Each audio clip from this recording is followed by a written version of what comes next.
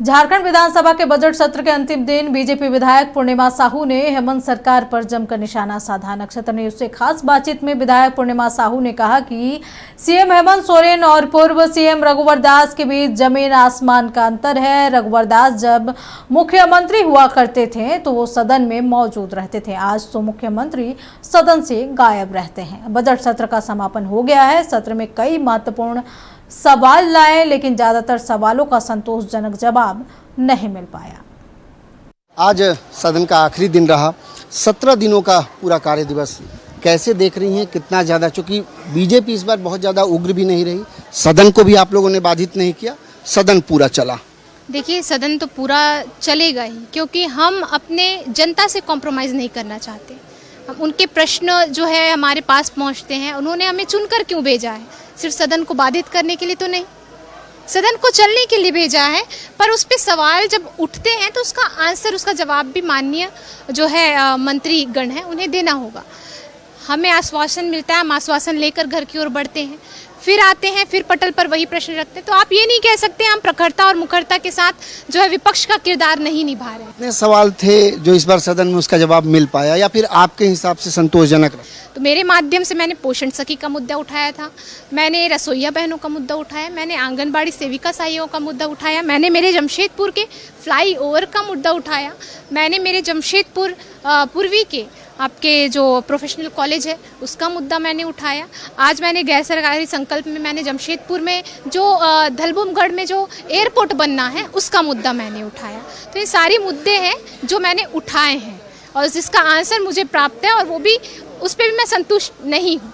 आज जो गैर सरकारी संकल्प के माध्यम से मैंने जो डाला था एयरपोर्ट की मांग को लेकर, उसमें सरकार का जो वक्तव्य आया था, सरकार ने कहा कि हमारे जो AAI है, आपके एयरपोर्ट अथॉरिटी ऑफ इंडिया जो है, उनके माध्यम से जो है 19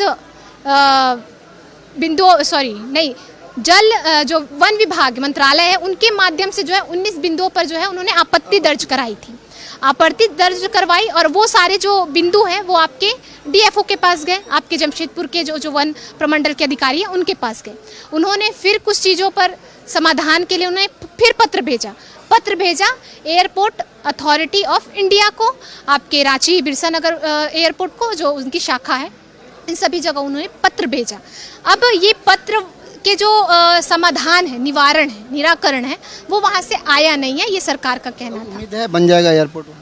माननीय सुदेवी जी से तो मैंने मांगा है कि जो 19 बिंदुओं पर केंद्र ने आपत्ति दर्ज कराई है वो 19 बिंदुओं का विवरण मुझे दे, ताकि मुझे भी स्टडी करने में बेहतर होगा। अगर हमारा भूमिका होगा कि हम केंद्र में बात करें तो बिल्कुल करेंगे, हम तो चाह रहे हैं। इस बार सदन में चूंकि 17 दिनों का कार्य दिवस रहा, मुख्यमंत्री सदन से गायब रहे, लगभग सदन में बहुत कम रहे या ना के बराबर रहे। क्या लोकतांत्रिक व्यवस्था में ये होना चाहिए? देखिए, ये लोकतांत्रिक व्यवस्था में तो होना तो नहीं चाहिए, पर ऐसा निरंतर हम देखते ही हैं, ये कोई नया चीज़ नहीं है। पिछले सेशन में भी देखा गया था और अभी भी, और ऐसा कारण है कि वो आसम जा रहे हैं प्रचार के लिए, और कहीं जा रहे हैं। मुख्यमंत्री होता है, उसे कहीं ना कहीं कार्यक्रमों में निकलना होता है। परंपरा हम लोग नहीं देखे, क्योंकि मुझे याद है रघुवर दास जब मुख्यमंत्री हुआ करते तो वो एक परिपाटी था, चाहे वो लगातार सदन में उनकी मौजूदगी होती थी। वो खुद जब उनकी सरकार थी तब वो सदन में मौजूद रहते थे, जब तक सेशन खत्म नहीं हो जाता था तब तक वो सदन में रहते थे, और इसके अलावा वो किसी भी मंत्री को भी जाने की अनुमति नहीं देते थे कि आप सदन में रहिए, आपको यहीं पे रह के सभी माननीय सदस्यों का जवाब देना है।